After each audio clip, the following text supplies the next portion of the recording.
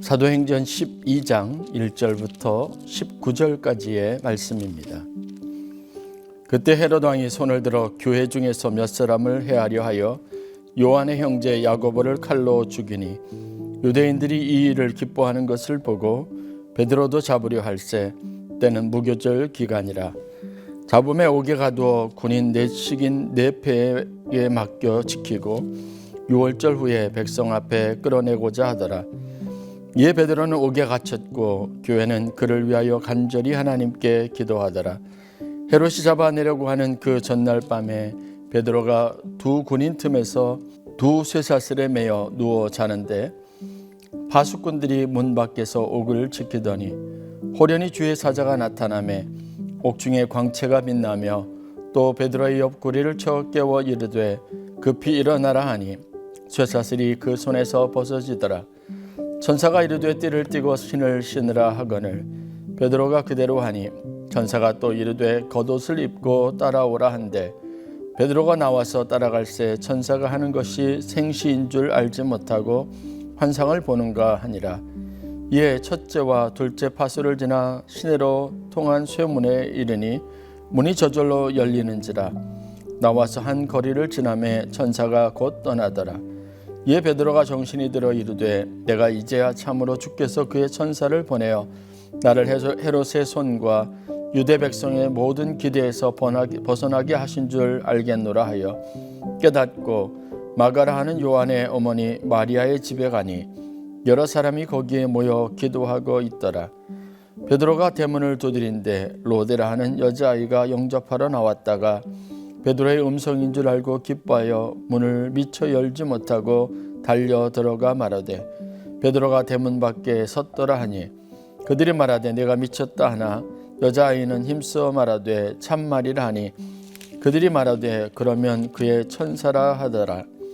베드로가 문 두드리기를 그치지 아니하니 그들이 문을 열어 베드로를 보고 놀라는지라. 베드로가 그들에게 손짓하여 조용하게 하고 주께서 자기를 이끌어 옥에서 나오게 하던 일을 말하고 또 야고보와 형제들에게 이 말을 전하라 하고 떠나 다른 곳으로 가니라.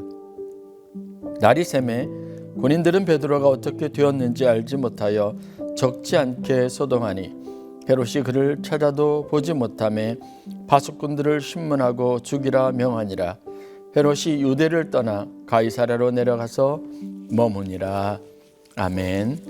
이는 살아계신 하나님의 말씀입니다. 오늘은 주를 믿고 따르는 자가 얻을 영광이라는 제목으로 여러분들과 함께 말씀을 나누도록 하겠습니다. 초대교회는 하나님의 은혜와 그 충만함이 기름 부어져서 세워진 성도들의 공동체입니다. 사람들을 모이게 하고 그들을 그리스도 안에서 하나 되게 하고 교회를 이루도록 하는 이 모든 것들이 하나님의 역사였다는 사실을 보여주는 겁니다. 그러므로 우리는 그것에서 자연스럽게 이들 가운데 운행하시는 성령의 역사 그리고 하나님이 이들 가운데 행하시는 일들을 볼 수 있는 기회를 얻게 됩니다. 오늘 말씀도 또한 우리에게 그런 하나님의 역사의 위대한 것을 보여주는 이야기들로 기록이 되어져 있습니다. 뿐만 아니라 초대교회는 이 하나님의 역사들을 방해하는 끊임없는 박해와 핍박의 상황들을 살펴볼 수 있습니다. 초대교회가 가지고 있는 이러한 엄중한 상황들을 그 상황들 속에서 하나님의 역사는 더 큰 빛을 발휘하고 하나님은 더 큰 존재 가치를 가지고 사람들에게 혹은 제자들에게 깊이 능력의 주, 인생의 주관자, 모든 이름보다 뛰어난 이름의 영광을 얻는 그런 놀라운 은총의 시간들을 우리가 보게 됩니다. 하나님은 능력이십니다. 그러므로 모든 믿는 자들의 주가 되시고 삶의 주인이 되시고 능력이 되신다는 이 분명한 사실들 앞에 우리가 설 수 있어야 합니다. 어떤 문제가 우리들 가운데 있든 하나님은 여러분들의 삶의 주인이시고 여러분들을 넉넉하게 이기게 하시는 능력의 근원이 되신다는 믿음을 가지시기를 바랍니다. 12장 1절에 나와 있는 헤롯 왕, 헤롯의 때라고 하는 9절의 말씀을 보아서 이제는 새로운 주권자, 권력자, 세상의 왕이 등장을 하고 그가 하나님의 백성들, 하나님을 믿는 자들을 핍박하는 그런 일들이 일어나게 되었다는 사실을 언급하고 있습니다. 그가 손을 들어 교회 중에서 몇 사람을 해하려 하였다라고 기록하고 있습니다. 그리고 이어지는 성경에는 그 첫 번째 순교자요 희생자로 요한의 형제였던 야고보가 죽임을 당하였다라는 기록을 보게 됩니다. 이 일어나자 누구보다도 적대감을 가지고 있었던 유대인들이 기뻐합니다. 기대감을 표출합니다. 자연스럽게 이것은 헤롯 왕에 대한 지지와 그리고 그의 인기 그리고 그를 향한 충성심의 형태로 자연스럽게 드러나게 되어져 있었을 겁니다. 헤롯 왕은 이러한 계획을 완성시키고자 샘플을 선택하듯 초대교회에 아주 저명하고 유능하며 지도자급에 속했던 사람들 중에 몇 사람을 타겟으로 삼고 이들을 없이하고자 했습니다. 그래서 세베대의 아들이었던 요한의 형제 야고보를 죽인 겁니다. 그 다음에 오늘 본문에서 보면 무교절 기간이 되었을 때 6월절 절기를 따라 이제 심판하고 그리고 재판을 열어서 예수의 때와 같이 본보기를 보일 수 있는 한 상징적인 인물을 잡게 되는데 그 사람이 바로 베드로였습니다. 베드로는 잡혔고 그리고 감옥에 갇히게 되었습니다. 성경의 4절에 있는 말씀을 보면 잡음에 옥에 가두어 군인 내식인 내패에 맡겨 지키고 6월절 후에 백성 앞에 끌어내고자 하더라라고 기록이 되어져 있습니다. 이제 베드로가 잡혔고 어떤 방식으로 재판이 이루어지고 또 베드로가 어떤 식으로 죽임을 당하게 될지 사람들 앞에 공개적으로 처형을 당하게 될지 가늠해 볼 수 있는 내용이 기록되어져 있는 겁니다. 베드로가 잡힌 감옥에 네 패가 나누어져서 그를 지켰습니다. 약 16명이나 되는 군인들이 그를 감옥에 가둬 주고 철통과 같이 보안을 유지하고 지키고 있었던 겁니다. 무교절이 지나 6월절 때가 이르면 그는 공개 재판을 받을 것이고 그 자리에서 그의 죄, 반란죄 혹은 유대인들이 참소하고 있는 고발하고 있는 내용들을 증거로 재판을 받게 될 것이고 그리고 헤롯 왕은 그를 잡아서 처리하고 죽이거나 아니면 그에 해당하는 형벌을 통해서 그 유대인들로부터의 적극적인 지지를 얻어내려고 했던 것으로 보입니다. 하나님의 일이 항상 이렇게 도전의 직면에 있습니다. 지금 시기에 이런 박해가 없었다면 하나님의 교회는 더 성장하게 될 것이다. 어떤 이전까지 호기를 맞이해서 선교의 새로운 장이 확장되어지고 예수 믿는 사람들이 신앙 공동체의 일원으로 곳곳에서 하나님의 교회를 세우고 무리를 이루어서 복음을 전파하는 이 보편적인 선교의 시대가 열릴 즈음에 헤롯 왕이라고 하는 한 인물을 통해서 대대적인 박해와 핍박이 믿는 사람들과 교회들 가운데 일어나고 있다는 사실들을 말씀을 통해서 보게 되는 겁니다. 안타까운 일이 아닐 수 없습니다. 만약 이런 일이 없었다면 더 위대한 선교의 세기가 열릴 것이고 더 많은 무리들이 더 많은 사람들이 예수를 믿고 교회는 더 많은 곳에 세워질 것이라는 당연한 기대, 어떤 한 과정에 대한 이해를 우리가 다 가지고 있지만 그러나 세상은 그것을 그렇게 놔두지 않습니다. 쉽게 허락하지 않습니다. 대대적인 박해가 일어났는데 이 박해의 형태는 이전과는 좀 다른 형식으로 일어나고 있는 겁니다. 교회의 가장 핵심적이고 중요한 지도자들을 없이 하는 겁니다. 그들을 처단하는 겁니다. 처리하는 겁니다. 그런 식으로 교회가 가지고 있는 힘을 빼놓으려고 하는 그런 사악한 계략이 그 가운데 숨어져 있었습니다. 교회가 흔들릴 때나 신앙 공동체가 위기가 찾아올 때는 성도들의 가운데 위기가 있습니다. 이들이 신앙생활하는데 방해하는 여러 가지 많은 사탄의 공격이 있습니다. 그러나 이 계획도 실패하고 성공하지 못할 경우 사탄은 지도자를 중심으로 집요하게 새로운 계략과 관계를 가지고 공격하기 시작합니다. 지도자를 없이 하는 것, 지도자의 무력함을 보이는 것, 세상의 권력 앞에서 그들이 지도자로 여기는 사람들이 무릎 꿇는 모습을 보여주는 것으로 그들은 교회를, 하나님의 교회의 질서를 무너뜨리고 선교의 모든 시도와 도전들을 더 이상 확장하지 못하게 하려는 계략을 꾸미고 있었던 겁니다. 이때 우리가 얻을 수 있는 중요한 교훈이 있습니다. 이 문제들이 과연 어떤 식으로 해결되고 있으며 하나님은 이 문제에 대한 어떤 방식의 해답을 교회와 성도들에게 주고 있는지 우리가 보아야 한다는 겁니다. 현실적으로 5절에 기록되어 있는 것처럼 베드로는 옥에 갇혔습니다. 그러나 중요한 것은 교회가 그 문제를 위해서 갇힌 베드로를 위해서 간절히 하나님께 기도하고 있었다는 사실입니다. 어떤 시대를 막론하고 어떤 문제를 막론하고 그러면 기도는 만사 형통의 축복의 열쇠입니다. 모든 막힌 것, 모든 갇혀진 것, 모든 억눌렸던 것으로부터 하나님의 역사와 능력을 촉발시키고 그것에 불을 지피는 도화선과 같은 역할을 한다는 것을 알아야 합니다. 기도하고 있다는 사실은 중요한 의미를 갖습니다. 문제 앞에서 좌절하거나 낙심하지 않는다는 것을 의미하기 때문에 그렇습니다.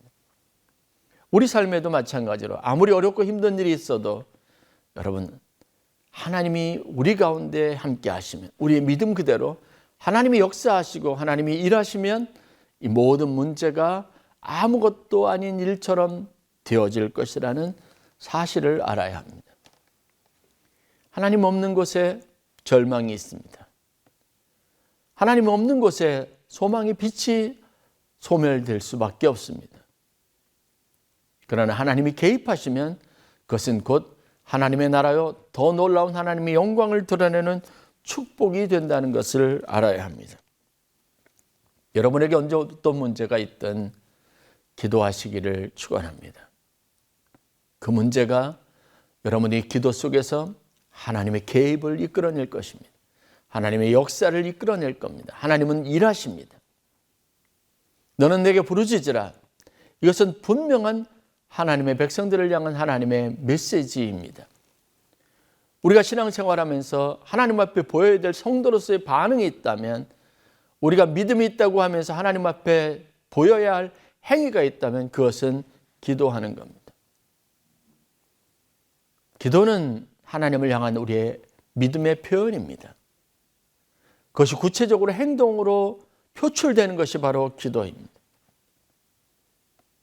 주님의 이름을 크게 3번 부르짖고 하나님 앞에 기도할 때 우리의 마음속에 있는 간절함의 원천은 우리의 형편과 사정과 내가 원하는 것이 하나님에게까지 닿아서 하나님의 시선이, 하나님의 관심이 내 인생 가운데 향하기를 바라는 마음의 표현으로 하는 것입니다.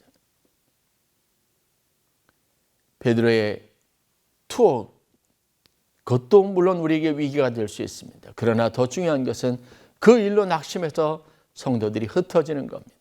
기도할 용기를 갖지 못하는 겁니다. 예수님이 십자가에 달려 죽으시고 부활하시기 전에 엠마오로 가는 2 제자, 뿔뿔이 흩어졌던 많은 예수를 따르던 무리들의 그 쓸쓸한 모습처럼 우리가 그렇게 좌절하고 있다면, 낙심하고 있다면 여러분, 우리가 하나님의 음성을 들을 수 있어야 합니다.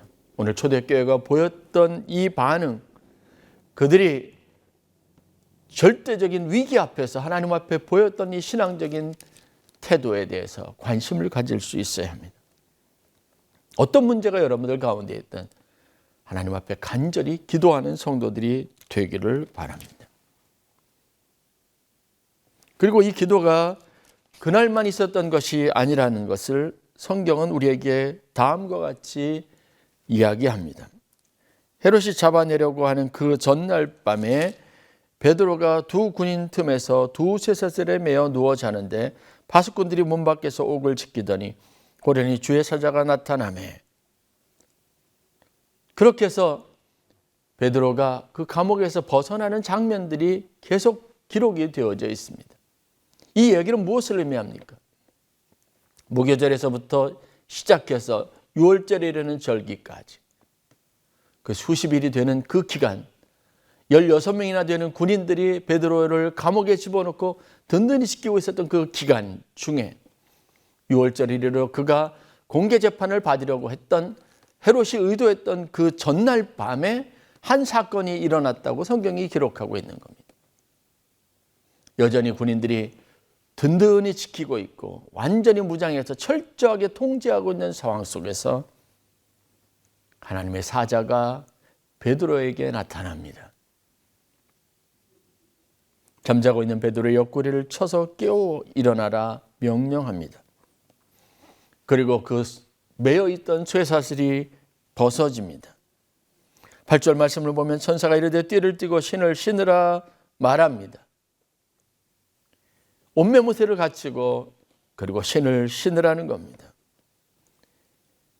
천사가 명령하고 이끄는 대로 따라오라고 하는 겁니다.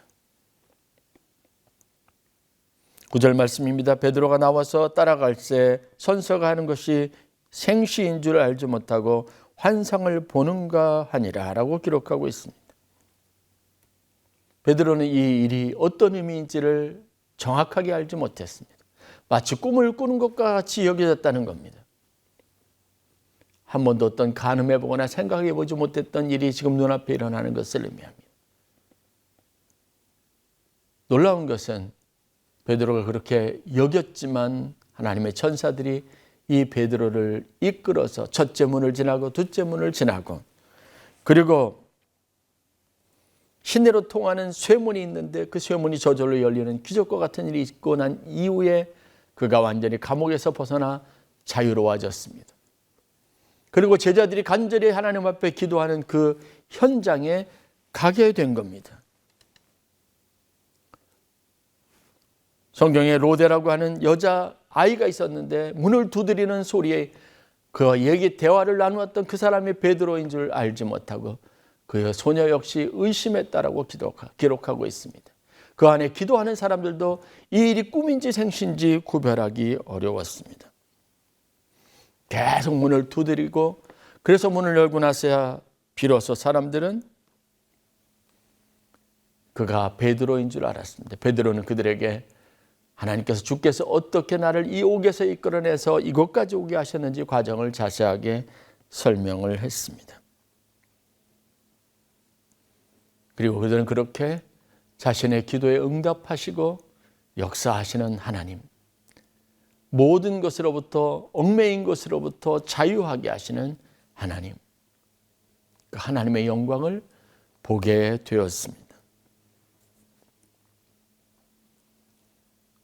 우리에게 어떤 일이 닥치든 우리가 기도하는 마음, 우리에게 믿음이 있고 하나님이 함께 하신다는 확신이 있으면 그것은 곧 내 삶에 놀라운 축복이 된다는 것을 알아야 합니다. 초대교회 성도들의 이 신앙, 이 열정, 그리고 그들이 가지고 있었던 자기의 생명을 조금도 아끼지 않는 이런 복음에 대한 그런 강한 확신은 무엇으로부터 나왔을까요?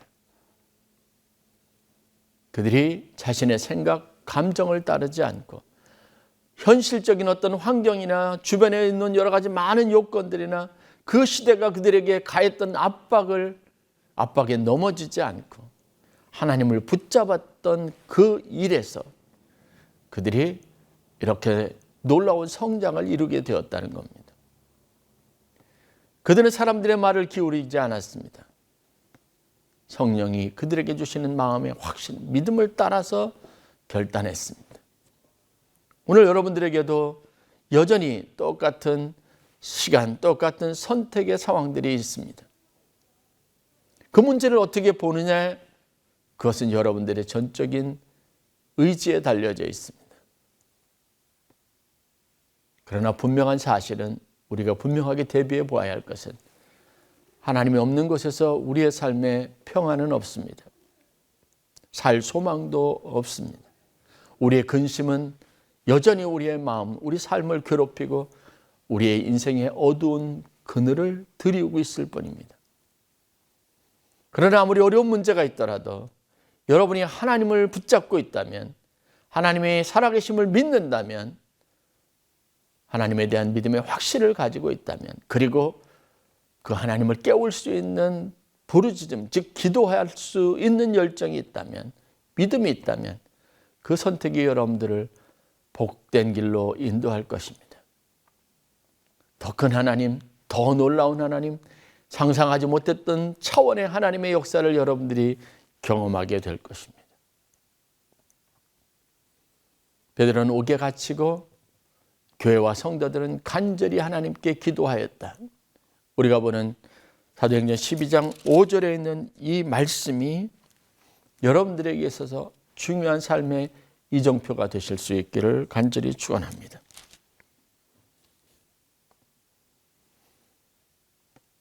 오늘 이 시대를 살아가면서 믿음이 우리에게 주는 축복이 무엇인가를 늘 여러분들이 마음에 깊이 새길 수 있기를 바랍니다. 내가 사망의 엄침한 골짜기를 다닐지라도 해를 두려워하지 않을 것은 주께서 나와 함께 하심이라.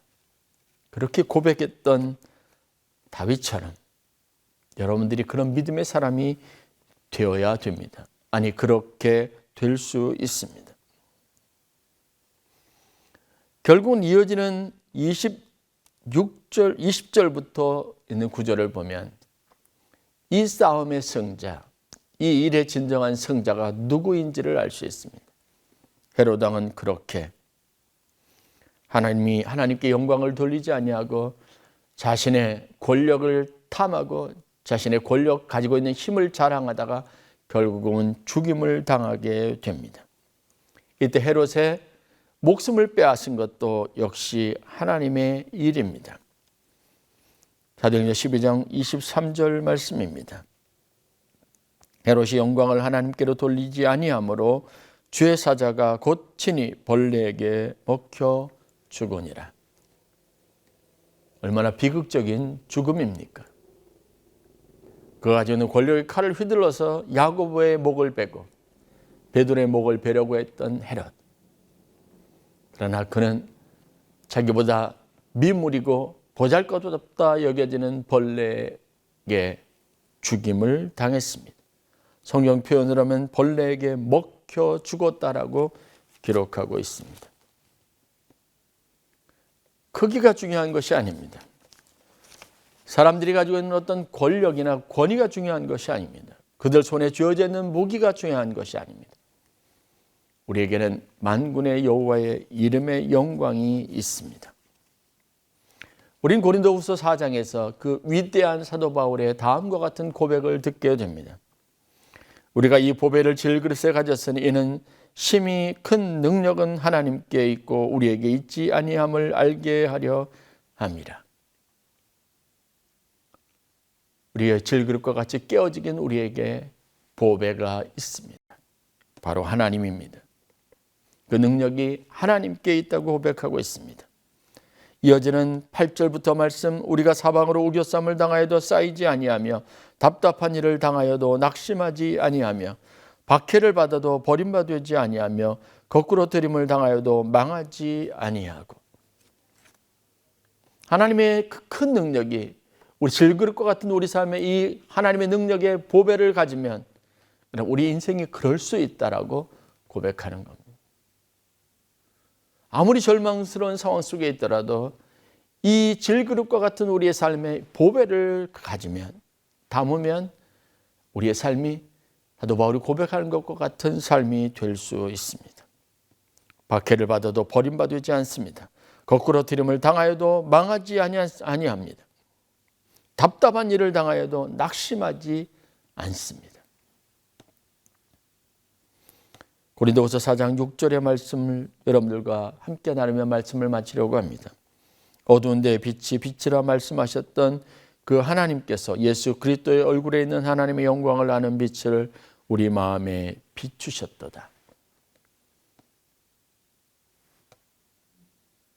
하나님이 그리스도의 얼굴에 있는 하나님의 영광을 아는 빛을 우리 마음에 비추셨다라고 말합니다. 바울은 이것을 질그릇에 보배를 갖는 것과 같다라고 고백하고 있습니다. 하나님을 아는 빛, 그 빛은 영광의 빛입니다. 내 인생의 가장 찬란하고 아름다운 빛입니다. 그때 우리는 우겨쌈을 당하여도 답답한 일을 당해도 쌓이지 않고 낙심하지 않습니다. 박해를 받아도 버림받지 않습니다. 거꾸로 팀을 당하여도 망하지 않습니다. 이 영광의 빛, 하나님의 거룩한 능력의 빛, 예수 그리스도가 여러분의 삶의 주인이 되는 그 축복이 여러분들 가운데 있기를 간절히 축원합니다. 이게 바로 오늘 우리가 제목으로 삼았던 주를 믿고 따르는 자가 받을 영광입니다. 얻을 영광입니다. 이 영광의 빛, 예수 그리스도가 여러분의 인생의 빛이 되는 놀라운 축복, 여러분의 질그릇과 같은 인생에 담겨진 보배가 되는 축복이 있기를 간절히 축원합니다.